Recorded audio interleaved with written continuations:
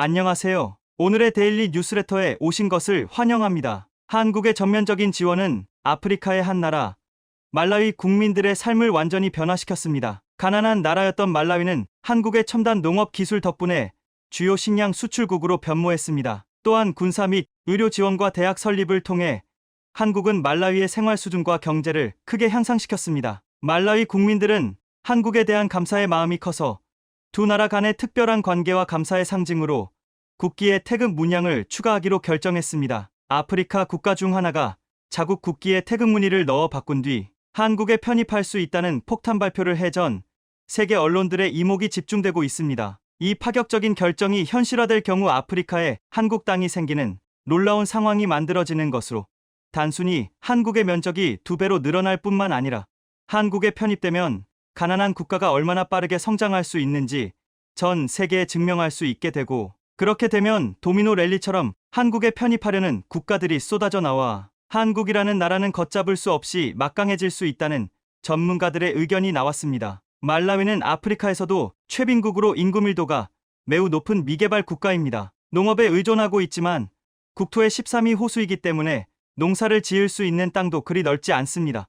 인구 2천만 명 중 절반 이상이 빈곤층이고 이 중 15%가 영양실조로 생명의 위협을 받고 있었는데요. 놀랍게도 한국이 말라위라는 국가를 완전히 180도 다른 나라로 만들어 주었습니다. 한국의 첨단 농업 기술이 말라위에 적용되기 시작하면서 심각한 식량 부족을 겪던 말라위는 한순간에 아프리카의 대표적인 식량 수출국으로 탈바꿈했습니다. 최근 한국농어촌 공사는 말라위 정부로부터 2,800억 원 규모의 쉬레벨리 지역 농업개발 사업을 수주했는데요. 사업 면적 또한 43,370회에 달해 우리나라 새만금 개발 면적 49,900회보다 더 큰 규모입니다.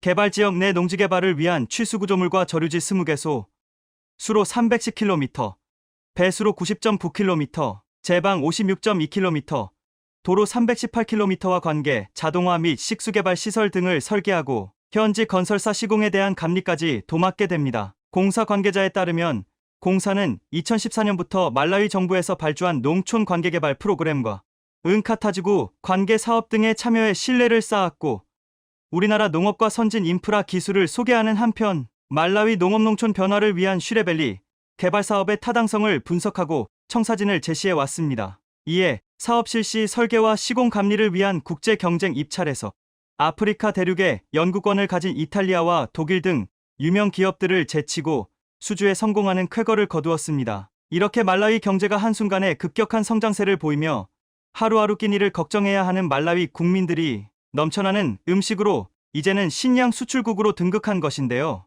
이뿐만이 아닙니다. 지도를 보시면 말라위의 보물이라 불리는 말라위 호수, 말라위 국토의 13을 차지하는 말라위 호수는 서울 면적의 2배 크기로 세계에서 가장 다양한 어종이 서식할 뿐만 아니라 1984년 유네스코 세계자원유산으로 등록된 최초의 담수호로 가치가 상당합니다. 이렇다 보니 말라위호를 탐내는 국가들이 많은데요. 바로 말라위 호수 위에 있는 탄자니아와 말라위는 수십 년간 호수 일부의 소유권을 두고 다퉈왔는데 2012년에는 양국 대표단이 모잠비크에 찾아가 분쟁을 조정해 줄 것을 요청하기도 했습니다. 탄자니아는 국제법 전통에 따라 호수를 양분해야 한다고 주장했습니다. 분쟁 지역이 두 국경에 걸쳐 있을 경우 기준을 정해 각각 절반 정도씩 소유해야 한다는 주장입니다. 중부 유럽의 레마노제네바호를 스위스와 프랑스가 각각 60%와 40%로 나눠 가진 것이 그 예인데요. 아프리카 차드호 역시 차드, 니제르, 나이지리아, 카메룬에 분할돼 있습니다. 반면 말라위는 이 논리에 동의하지 않습니다. 1890년 식민통치 당시 영국 독일의 협정 골란트 잔지바르 조약, 영국과 독일이 동아프리카 영토를 두고 맺은 조약에 따라 명확하게 정해진 경계를 따라야 한다는 입장입니다. 또 1964년 이집트 카이로에서 열린 제2차 비동맹 정상회의에서 식민지로부터 독립한 국가들은 기존 경계를 따라 영토를 지키기로 결의한 바 있다고 주장했습니다. 비동맹 정상회의란 제2차 세계대전 이후 냉전체제 속에서 미소 양진영의 어디에도 속하지 않고 중립주의를 표방하며 적극적 중립외교를 펼친 국가들이 가진 회의입니다. 비동맹 국가들이 채택한 평화 5원칙 가운데에는 영토 보전과 주권 존중 원칙이 있습니다. 호수는 말라위 전체 영토의 상당 부분을 차지하기 때문에 말라위의 경제, 생활, 민속 등 다방면에서 중요한 비중을 차지합니다.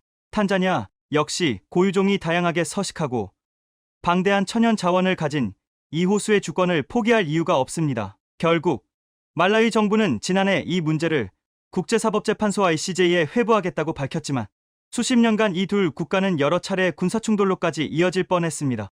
그런데 상대적으로 부유하고 많은 무기를 보유한 탄자니아와는 다르게 가난한 말라위에 그 어느 국가도 무기를 주려고 하지 않아 탄자니아가 마음을 먹는 순간 말라위는 한순간에 위기에 처할 수 있었습니다. 자, 그런데 말라위에 한국의 K-소총이 도착하면서 이야기는 완전히 달라졌습니다.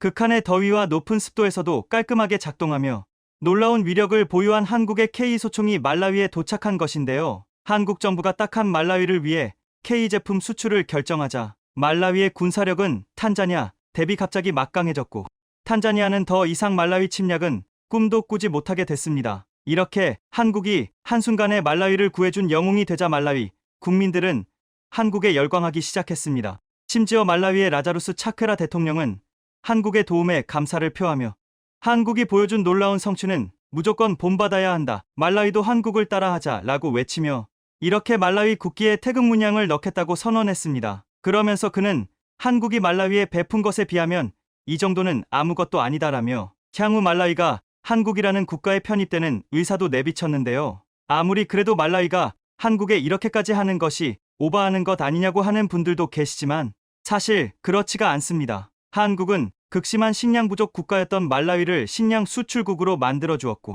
한국산 무기를 주어 말라위가 국토 13에 육박하는 보물 1호 말라위 호수를 탄자니아로부터 지킬 수 있게 해주었을 뿐만 아니라 말라위의 무료로 의료 서비스 제공과 더불어 한국의 대양대학교는 말라위의 대학교까지 세워 말라위 국가의 운명을 통째로 바꿔주었습니다. 모든 젊은이들이 농업에 종사하던 말라위에서 한국의 대양대가 세워진 뒤 간호학과 정보통신기술 관련 졸업생들이 쏟아져 나왔고 이들은 곧 말라위 국가 운명을 180도 바꿔놓았습니다. 이들은 말라위에 있는 대양대를 졸업한 뒤 해외에서 수년간 일하고 자국으로 돌아와 새로운 의료기술과 정보통신기술을 들여왔고 말라위의 GDP는 수년 만에 2배로 폭등했습니다.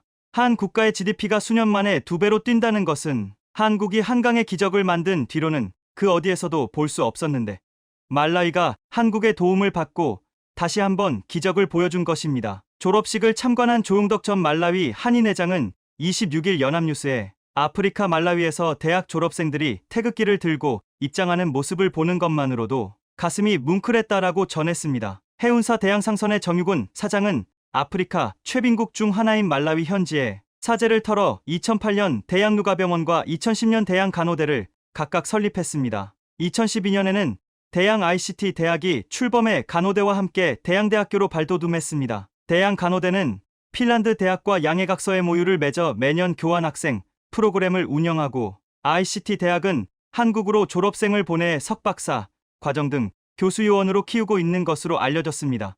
대한민국의 방산 수출의 효자로 손꼽히는 K전차가 이번에도 대형 사고를 쳤습니다. 무려 10조 원 규모의 추가 수출이 확실시되면서 이름값을 톡톡히 하고 있는 건데요. 그런데 최근 루마니아 수출을 앞두고 진행된 K 실사격 테스트에서 반전의 결과가 나와 현지에서 발칵 뒤집어졌다고 합니다. 오늘은 K 전차의 최근 소식에 대해 자세히 알아보겠습니다. 우크라이나 사태 이후 루마니아가 군사력 확충을 위해 방위비를 큰 폭으로 늘리며 글로벌 무기 시장의 큰손으로 급부상하고 있습니다. 이런 가운데 최근 현대로템의 K가 루마니아 수출을 목전에 두고 있다는데요. 방산업계에 따르면 대한민국 주력 전차인 K를 루마니아 군 당국에서 단수 후보로 올려 마침내 최종 평가를 한창 이어가고 있는 사실이 드러났습니다. 현재 루마니아는 노후화된 전차를 신형 전차로 대체하려는 움직임을 보이고 있는데 교체 물량이 최소 300대에서 최대 500대에 이를 것으로 추산되고 있습니다. 사실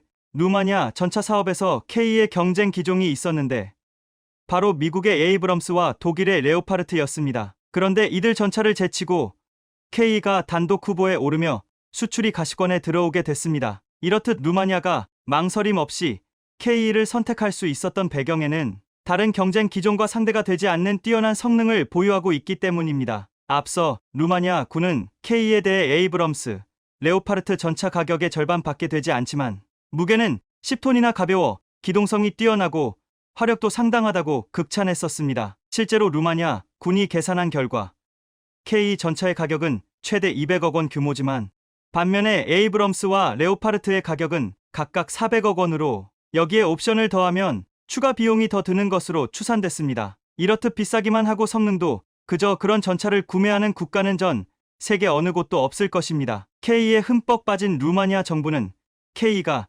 노르웨이의 극한의 현지 시험 환경에서 뛰어난 기술력을 입증했다며 K를 입이 닳도록 칭찬하기도 했습니다. K의 가성비는 물론 빠른 납기, 안정적인 유지 보수 정비 지원 역시 루마니아가 K의 매력에 흠뻑 빠진 또 다른 이유로 꼽히고 있는데요. 사실 이미 앞서 작년에 루마니아 정부 인사들이 방한했을 때 루마니아 국방부 장관이 현대로템 사업장을 직접 방문하는 등 적극적인 모습을 보였었습니다. 앞서 루마니아 정부는 K9 자주포와 더불어 K10 타냐 군반장갑차를 총 1조 원 넘게 싹쓸이 해가는 등 이번 K 수출까지 더하면 루마니아가 지상군 무기 체계를 한국산으로 모두 바꿀 모습인 듯 싶습니다. 여기에 더해 최근 K 실사격 테스트 결과에 대해 루마니아를 비롯한 전 세계 방산 관계자들이 놀라움을 감추지 못하며 발칵 뒤집어지는 일이 있었는데요. 작년에 폴란드를 휩쓴 K 전차는 그동안 수차례에 걸쳐 현지에서 실사격 테스트를 거치면서 엄청난 화력과 명중률을 자랑하는 등 실전에 강한 명품 전차임을 다시 한번 입증시켰습니다. 그리고 지난달 초 있었던 폴란드 최대 규모의 나토 연합 지상군사훈련 드래곤 24에서 K가 당당히 기갑 전력으로 첫 투입되면서 이를 계기로 실전에서도 내로라 하는 타 기종 전차들과 견주어도 손색이 없다는 사실을 뽐냈습니다. 오히려 처음으로 투입된 K가 레오파르트 등 서방 전차들 사이에서 성능이 가장 뛰어나다는 평가를 받는 등 미친 존재감을 한껏 드러냈습니다. 이런 상황에 대해 한 군사 매체는 동유럽의 험난한 지형에서 유일하게 주행할 수 있었던 건 K밖에 없었다며 현지 군사 전문가들도 K를 최고 성능을 보유한 전차로 꼽았다고 분위기를 전했습니다. 폴란드 군사 매체 디펜스24도 당시 K를 운용했었던 폴란드 부대를 방문해 인터뷰를 진행했는데 과거에는 경험할 수 없었던 차원이 다른 성능이라고 극찬하는 폴란드 군의 이야기를 생생하게 담았습니다. 이렇듯 K가 실전에서 성능을 인정받는 등 나토 국가들로부터 엄청난 호평을 받으면서 전차 도입을 염두에 두고 있는 국가들의 이목을 끌고 있는 상황인데요. 이런 가운데 최근 루마니아가 K 도입을 앞두고 현지에서 본격적인 테스트를 실시할 계획으로 알려지면서 또 한 번의 수출 재팟이 예상되고 있습니다. 지난 7일 온라인 군사 매체 아미 레코그니션은 다음 달 10일부터 일주일간 루마니아 현지에서 K 야전 및 사격 시험을 실시할 예정이라고 보도했습니다. 이는 우리나라와 루마니아 군 관계자, 현대로템 실무자들이 모두 참관하는 자리로 사실상 루마니아 수출을 위한 마지막 관문이라는 평가입니다. 앞서 우리 군 고위 관계자도 K의 루마니아 첫 현지 실거리 사격 테스트 일정이 확정됐다며 다음 달에 있을 시험이 잘 마무리되면 좋은 소식이 있을 것이라고 귀띔했습니다. K가 루마니아에서 실사격하는 건 이번이 처음으로 실제로 궤도 장비의 현지 실사격은 계약 체결 전에 무기 성능 평가를 위해 거치는 사실상 마지막 단계입니다. 때문에 이번 사격 결과에 따라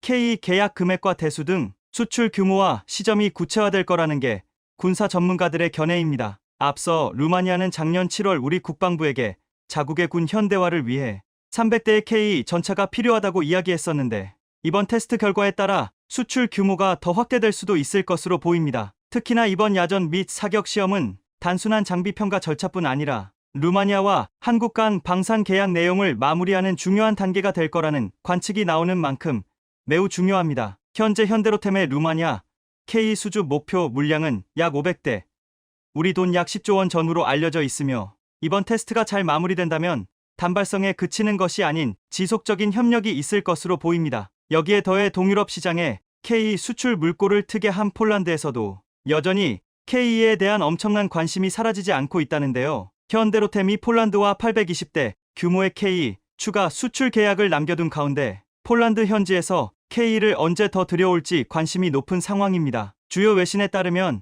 최근 폴란드 군사 매체 관계자들이 현대로템 창원 공장을 방문해 K 생산 시설을 둘러보고 현대로템 고위 관계자와 만나 직접 K 추가 계약건에 대해 엄청난 질문을 퍼부었다고 합니다. 이 자리에서 현대로템은 K의 성능과 빠른 납기를 강조하면서 추가 계약을 위한 준비를 하고 있다고 강조했다고 하는데요. 앞서 현대로템은 2022년 7월 폴란드 군비청과 총 1000대 규모의 수출 기본 계약을 체결한 데 이어 불과 몇 개월 뒤 180대 규모의 1차 실행 계약을 맺고 최근까지 46대를 납품했습니다. 추가 계약에 대한 구체적인 이야기가 거론되진 않았지만 최근 폴란드 현지에서 K에 대한 관심이 높아지고 있어 추가 도입 소식이 임박했다는 평가가 나옵니다. 얼마 전 안제이 두다 폴란드 대통령도 한국으로부터 무기를 수입할 뿐만 아니라 폴란드에서도 생산하고 싶다며 특히 K가 그렇다고 언급하는 등 K에 대한 남다른 애정을 드러냈습니다. 실제로 현재 폴란드 내에서는 추가 계약 대상으로 꼽히는 성능 개량형 모델 KPL에 대한 관심이 매우 큰 상황인데 앞서 현대로템이 폴란드와 1차 계약을 맺은 180대는 KGF였습니다. 폴란드 군사 매체 디펜스24에 따르면 KPL의 차체와 내부 구조는 기존 형태를 유지할 가능성이 크며 KGF를 사용하는 폴란드 군의 의견을 반영해 개발될 전망입니다. 무장에는 브라우닝 M2 기관총의 한국형 파생형인 KU 대구경 기관총 또는 폴란드 현지 방산업체 GM 타르노프의 WKM-B 기관총이 장착될 것으로 보입니다. 또한 KPL에는 적군의 대전차 무기를 탐지하게 하는 하드킬 능동 방호 장치도 장착되는데 현대로템과 라파엘사가 공동 개발한 새로운 체계가 탑재될 가능성이 있습니다. 이 밖에도 원격 사격 통제 체계와 외부 장갑이 추가되며 전체 무게는 최대 65톤까지 늘어날 것으로 보입니다. 현대로템은 추가 계약 물량인 KPL 820대 중 500대를 폴란드에서 생산하고 일부 기술을 이전하는 방안을 제안하고 있는데요. 현재 KPL 공동 제작을 위해 컨소시엄 회원인 폴란드 방산업체 PGG, WGM과 생산 능력 구축과 기술 이전을 논의하고 있는 만큼 조만간 좋은 소식이 들려올 것으로 보입니다. 이렇듯 전 세계 각국에서 K를 향한 뜨거운 관심이 여전히 식지 않고 있는 건 K가 성공할 수밖에 없는 특별한 이유가 있기 때문입니다. 사실 우크라이나 전쟁을 계기로 동유럽 국가들에게 가장 큰 경종을 울린 게 바로 낡은 소련제 전차를 교체해야 필요성이었는데요. 이런 가운데 마침 폴란드를 비롯해 이들 동유럽 국가의 눈에 들어온 건 가성비가 뛰어난 K였습니다. 잘 아시겠지만 K는 지난 2014년부터 우리 육군에 배치되기 시작한 첨단 3세대 전차로 화력, 기동성, 방호 기술에서 세계 각국 군사 전문가들의 호평을 받는 등 이미 검증 과정을 마치며 신뢰도가 정평이 나 있습니다. K를 예의주시하던 폴란드가 한국에서 K를 대거 도입하기에 이르렀는데 실제로 폴란드와는 역대 최대인 1000대 규모의 K 구매 계약을 체결하는 놀라운 결과를 만들어냈습니다. 이런 와중에 한국은 2022년부터 폴란드에 K 전차 초도 물량 인도를 시작하는 등 빠른 생산과 납품 능력을 보여줌으로써 유럽 무기 시장에서 그야말로 라이징 스타로 발돋움했는데요. 그 영향력이 얼마나 대단한지 전차 강국으로 불리던 독일 전차를 유럽 시장에서 밀어내는 새로운 역사를 쓰기도 했습니다. 다만 지난 2월 노르웨이 사업 수주에서 K가 독일 레오파르트와 경쟁해서 아깝게 고배를 마셨지만 정치적인 이유가 크게 작용한 만큼 우리의 경우 손해본 장사는 아니었습니다. 그것도 그럴 것이 당시 노르웨이 정부로부터 K가 독일 전차의 성능이 동일하다는 공식적인 평가를 받았는데 기술력에서 독일 전차와 동등 이상임을 증명해내는 성과를 낸 겁니다. 당시 이런 노르웨이의 평가에 관심을 기울인 루마니아가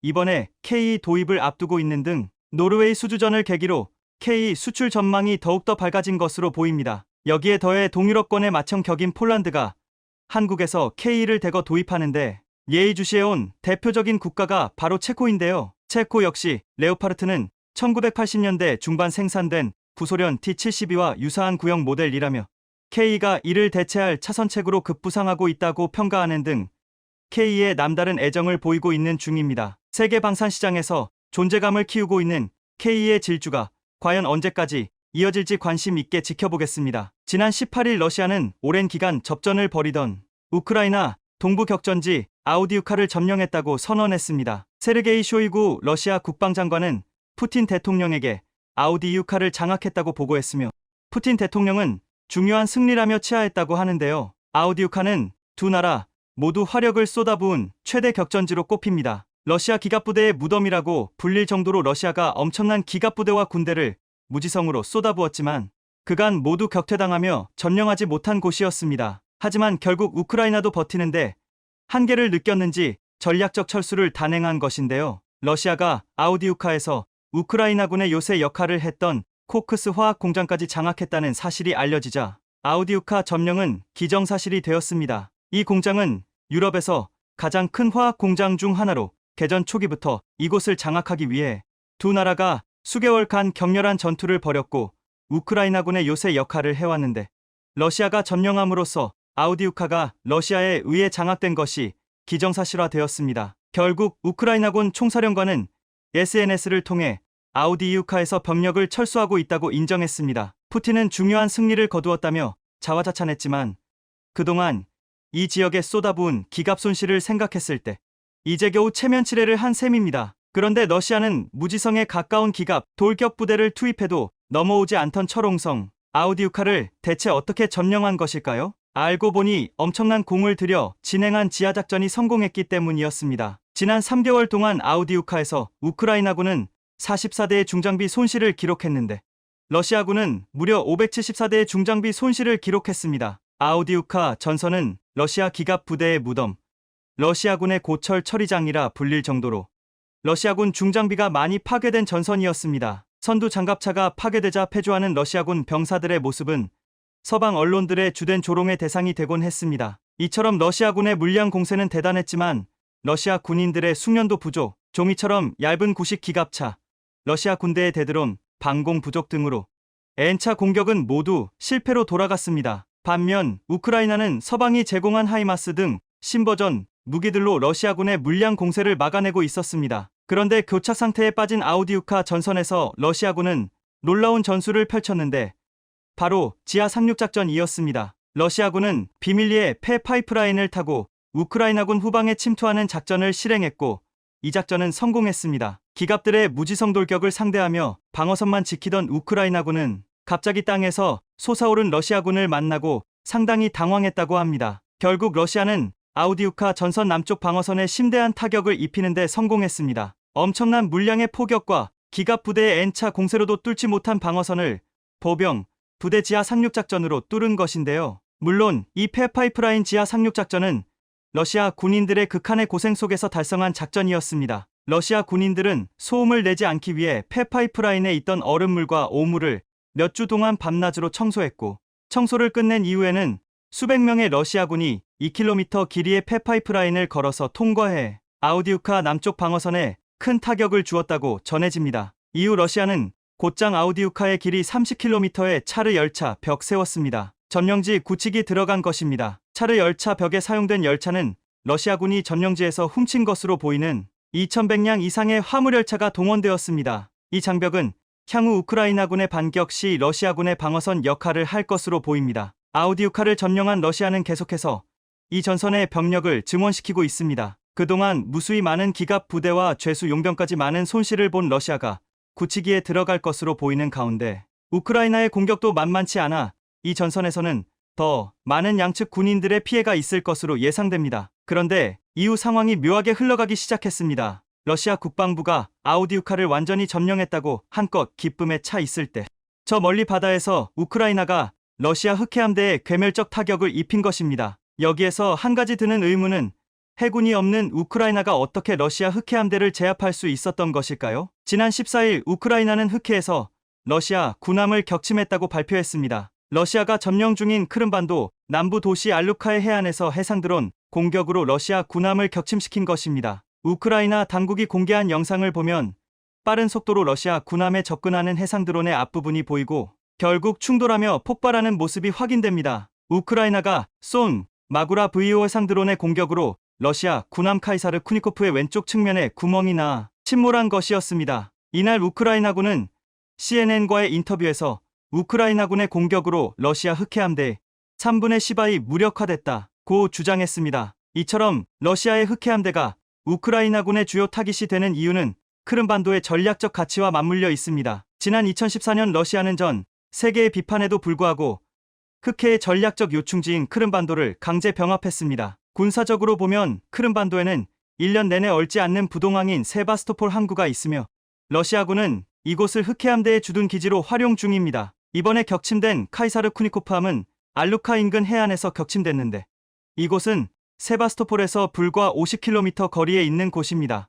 러시아 함선들을 공격해 혁혁한 전과들 올리고 있는 마구라 V5 해상드론은 우크라이나 국영기업이 개발한 제품이었습니다. 이 해상드론은 원격으로 제어되며 정찰 및 감시 임무에도 사용되는데 최소 300kg이 넘는 폭발물을 싣고 최고 80km까지 속도를 낼 수 있으며 공격 범위는 800km에 달합니다. 이번에 카이사르 쿠니코프함이 격침되는 영상을 보면 과거 우크라이나군의 해상드론 공격으로 러시아 군함들이 격침되는 영상과 거의 비슷한 것으로 러시아군으로서는 똑같은 전략에 똑같이 당한 셈입니다. 개전 초만 해도 러시아 흑해함대는 우크라이나 연안을 제집처럼 드나들며 미사일을 쏘아댔습니다. 하지만 시간이 지날수록 흑해함대는 일부 군함을 러시아 본토로 후퇴시키는 등 행동 반경이 갈수록 좁아지는 모습을 보여왔습니다. 흑해함대의 모항이 있는 크림반도가 우크라이나군이 보유한 서방제 장거리 공대지 미사일의 사정거리에 들어간 데다 드론 보트의 위협이 갈수록 커졌기 때문인데요. 실제로 지난 1일에도 우크라이나군은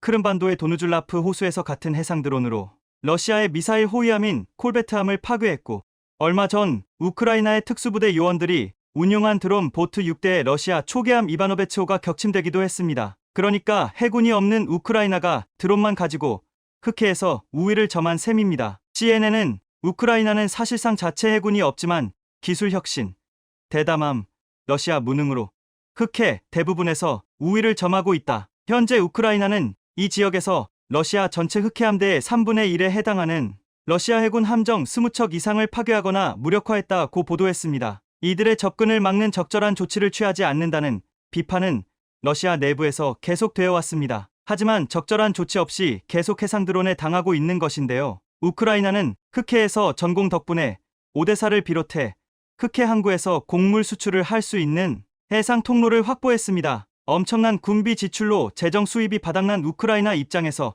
해상 곡물 수출로는 지난해 7월 흑해 곡물 수출협정이 만료한 뒤 단비 같은 존재입니다. 우크라이나 농업계는 곡물 수출량이 전쟁 전 수준에 가깝게 회복했다고 반겼습니다. 객관적인 전력으로는 열악하지만 이처럼 상대에게 결정적인 타격을 줄 수 있는 해상 드론의 활용 능력은 우리 해군도 반드시 벤치마킹해야 할 부분입니다. 이처럼 러시아가 결국 아우디우카를 장악하기는 했지만 수개월 동안 엄청난 물량은 쏟아부은 결과치고는 어딘지 부족한 느낌입니다. 결국 최근 푸틴은 초조함을 드러내듯 해서는 안 될 무리수까지 두었습니다. 최근 대만의 파운드리 산업이 크게 성장하면서 대한민국의 반도체 산업을 위협하는 단계로까지 성장하고 있습니다. 특히 2017년 공식적으로 파운드리 사업부를 창설한 삼성전자는 올해로 파운드리 업력 5년차를 달성했는데요. 하지만 점유율은 큰 변동이 없이 16% 수준을 기록하고 있습니다. 반면 대만의 TSMC는 53%의 점유율을 기록하는 등 삼성전자와 더욱 많은 격차를 벌리고 있습니다. 특히 코로나 이후 반도체 공급난이 가속화되면서 대만의 TSMC는 가장 큰 반사이익을 얻게 되었는데요. 이를 바탕으로 대만의 경제는 2000년대 이후 가장 큰 폭으로 성장해 1인당 국민소득 GDP를 기준으로 한국을 추월할 수 있다고 들떠있는 상황입니다. 하지만 최근 삼성전자가 확보한 반도체 신기술을 통해 1위를 장악한 대만의 파운드리를 뒤집어 엎을 것이라는 전망이 나오고 있습니다. 해당 기술은 벨기에를 기반으로 한 유럽 최대의 종합반도체 연구소 IMEC에서 최초로 고안한 신기술인 BSPDN 기술을 활용하게 됩니다. 2019년에 고안된 해당 기술은 이론적으로만 가능한 것으로 알려지며 아직 상용화는 이르다는 관측이 나왔지만 삼성전자에서는 2025년 상용화가 예정된 2나노미터 초미세 공정에서 BSPDN 기술을 세계 최초로 적용한다는 계획입니다. 이번 BSPDN 신기술을 먼저 적용하는 것이 반도체 업계에서 혁명이라 불리는 이유가 있습니다. 이렇게 생긴 반도체 웨이퍼 윗면에 특수한 처리와 장비를 통해 회로를 새기는데 해당 회로가 작으면 작을수록 초미세 공정으로 불리며 전력 소모가 감소하고 성능이 증가합니다. 게다가 같은 웨이퍼 면적에서 더욱 많은 반도체를 만들어 낼 수 있어 생산량이 증가하는 효과도 있습니다. 현재까지 기술의 한계는 이렇게 초미세 공정을 활용해 반도체의 수율과 성능을 높이는 게 전부였지만 이번에 삼성전자가 확보한 BSPDN 기술을 활용하면 기존의 웨이퍼의 앞면만 활용하던 것과는 다르게 웨이퍼의 앞뒷면 모두를 활용하게 되어 산술적인 계산으로 생산량이 2배가 되는 효과가 나옵니다. 이는 반도체 산업 역사상 전례 없던 혁명과도 같은 일로 반도체 업계에 관련된 많은 종사자들이 삼성이 실현시킨 기술에 주목하고 있습니다. 벨기에 연구소 IMEC에서 이론적으로 고안한 기술인 BSPDN 백사이드 파워 딜리버리 네트워크라는 기술은 지난 6월 이재용 삼성전자 회장이 벨기에를 방문하 벨기에 IMEC의 루크 반데노브 CEO를 만나 해당 기술을 이용해 반도체를 생산하는 방법을 논의한 것으로 알려졌습니다. 여기에 현재 점유율이 압도적으로 높은 TSMC는 2위 삼성전자가 급격하게 기술적 발전을 이루며 추격하자 현실적인 위기감을 느끼고 있는 상황인데요. 아직까지 점유율은 대만의 TSMC가 높지만 현재 기술 수준으로는 삼성전자가 대만의 TSMC를 압도하는 것은 물론이고 이번 BSPDN 신기술을 통해 다시 한번 초격차를 벌여나가는 상황을 자세히 알아보겠습니다. 지난해 10월 대만의 TSMC에서는 2022년 올해 상반기 3나노 공정을 상용화한다고 밝혔지만 2022년이 거의 끝나가는 지금까지 수율과 안정성 문제로 3나노 공정 상용화는 시작도 못한 상황입니다. 하지만 삼성전자는 얼마 전인 6월 세계 최초로 3나노 공정을 상용화하며 드디어 대만의 TSMC를 기술력으로 압도하는 수준에 도달했습니다. 그런데 TSMC가 내년 상반기로 예정된 3나노를 양산해도 삼성과는 기술 수준으로 큰 차이가 난다고 알려져 있는데요. 같은 3나노이지만 적용된 공정이 다르다는 것입니다. TSMC가 3나노에 적용한 공정은 2011년 인텔이 처음 적용시킨 핀팩 구조입니다. 전류가 지나다니는 통로를 3곳으로 만들어 배치한 것으로 그 당시에는 나름 혁신적인 기술이었지만 개발된 지 10년이 넘은 만큼 현재는 구시대적인 기술로 치부되고 있는데요. 반면 삼성이 세계 최초로 상용화시킨 공정은 GAA 공정으로 3면이 닿는 핀팩 구조와 다르게 상하좌우 4면 전체를 감싸면서 전류 흐름을 월등히 개선할 수 있게 되었습니다. GAA 구조가 적용되면 핀팩과는 다른 장점으로 더욱 정밀하고 미세한 회로를 설계하는 것이 가능해지지만 상용화하는 부분에서 나타나는 기술적인 문제로 TSMC를 비롯한 전 세계 반도체 회사들에서 아직까지 상용화되지 못하고 있었는데 삼성이 세계 최초로 GAA 공정을 3나노에 적용시키며 양산에 성공했다는 것입니다. 이로 인해 삼성은 TSMC와 기술적 격차를 최소 6개월 이상 벌렸으며 여기서 멈추지 않고 차세대 2나노와 1나노에서도 적용시킬 공정을 개발하며 대만과의 기술 격차를 더욱더 벌리고 있는 상황입니다. 그 중심에는 벨기에에 위치한 유럽 최대 반도체 연구센터 IMEC가 있습니다. 1984년도부터 반도체 연구개발에 뛰어든 이후로 수많은 원천 기술과 특허를 확보하고 있지만 직접적인 반도체 생산은 하지 않고 있습니다. 현재는 글로벌 반도체 제조사들과 협력하여 새로운 기술을 제안하는 연구기관이 되었는데요. 유독 TSMC는 IMEC와의 궁합이 맞지 않는 것으로 알려졌습니다. 이는 다름 아닌 중국 때문인 것으로 보입니다. 지난해 중국은 3,800억 달러, 우리 돈 450조 원 가량의 반도체를 수입했는데 이 물량 중 상당수가 대만에서 넘어간 것으로 파악되고 있습니다. 유럽연합은 미국과 의견을 일치시키면서 중국에 대한 반도체 제재를 적극 시행하고 있는데요. 유럽의 제재 이후 IMEC 내에서 중국의 영향력은 크게 감소하고 있습니다. 특히 중국 최대 반도체 업체인 SMIC와의 협력은 사실상 중단되었고 IMEC에서 근무하던 중국 출신의 연구자들도 비중이 줄어들고 있습니다. 한때 전체 근로자 중 4%에 육박하던 중국 출신 연구원 비율이 현재는 1% 미만으로 감소했으며 중국으로 유입되는 첨단 반도체 정보가 줄어들고 있다는 소식입니다. TSMC 역시 마찬가지입니다. 아직은 글로벌 반도체 업체들이 TSMC에게 주문을 맡기고 있지만 삼성과의 기술 격차가 눈에 띄게 벌어지면서 점차 점유율이 역전되는 현상이 올 것이라 내다봤는데요. 몇 년 전까지만 해도 삼성 파운드리의 매출은 거의 없다시피 했지만 최근엔 16%까지 상승했고 더 이상 내려갈 곳이 없기에 점유율 상승의 여력과 잠재력이 충분하기 때문입니다. 대만 현지의 IT 매체에서는 삼성의 3나노 수율과 기술력에 문제가 있다는 식으로 보도하면서 안정적이지 못한 신기술을 무리하게 적용해 고객사들의 신뢰를 잃을 것이란 주장을 하지만 TSMC가 3나노 상용화에서 뒤처진 것을 두고선 안정적인 수율을 확보하기 위한 준비 작업으로 상용화에 시간이 걸린다고 분석하고 있습니다. 하지만 반도체 전문가들의 시각은 다른데요. TSMC가 3나노 초미세 공정을 기존에 10년 넘게 사용하던 핀팩 구조를 활용해 생산에 나서는 것이 무리라고 판단했습니다. 애초에 핀팩 구조는 5나노가 한계라는 연구가 있을 정도로 5나노 이하로 내려가면 GAA 구조에 비해 전력 소모율과 반도체 면적에서 큰 차이가 난다며 최종 수율과 성능 면에서 GAA의 경쟁 상대가 될 수 없다는 의견이 많은데요. TSMC는 삼성과는 다르게 GAA 구조를 실현시키는데 어려움을 겪어 3나노 공정의 핀팩 구조를 억지로 적용시킨다는 것입니다. 이어서 삼성보다 빠르게 2나노 1나노 공정을 준비하겠다며 발표했는데 이를 두고 전문가들은 GAA 공정에 자신이 없는 TSMC가 GAA 공정을 뛰어넘을 2나노와 1나노로 퀀텀 점프하려 한다고 내다봤습니다. 하지만 모든 기술의 발전엔 순서가 있고 하나라도 부족하다면 앞으로 나아가기 어려운 현실인데요. 특히 이번에 삼성이 계획을 밝힌 웨이퍼 양면을 활용할 수 있는 기술인 BSPD에는 TSMC에선 아직 적용할 수 있는지 조차 룰투명할 정도로 기술 격차가 벌어진 상황입니다. 물론 IMEC가 제안한 신기술들은 기술적인 요인과 환경적인 요인으로 실제 생산 라인에서 적용되기 어려운 부분이 있지만 삼성전자는 모든 장애물을 뛰어넘고 상용화시킬 수 있다는 판단을 자신있게 내렸으며 그 자신감의 배경엔 이런 기술력이 있었던 것입니다. 기술이 부족한 TSMC가 10년이 넘은 핀펫 구조로 3나노에 진입하겠다는 상황이지만 삼성은 핀펫의 다음 세대인 GAA를 넘어 이젠 MBC로 진화하고 있습니다. 물론 방송국 MBC와는 전혀 관련이 없지만 간단하게 설명하자면 GAA 구조는 나노 선형 구조로 접촉 면적이 핀펫보단 많아지지만 선형 구조의 한계가 명확합니다. 하지만 삼성이 준비 중인 MBC팩 구조는 나노시트 구조로 사면 전체가 전류가 흐르는 것은 물론 면적 자체가 넓기 때문에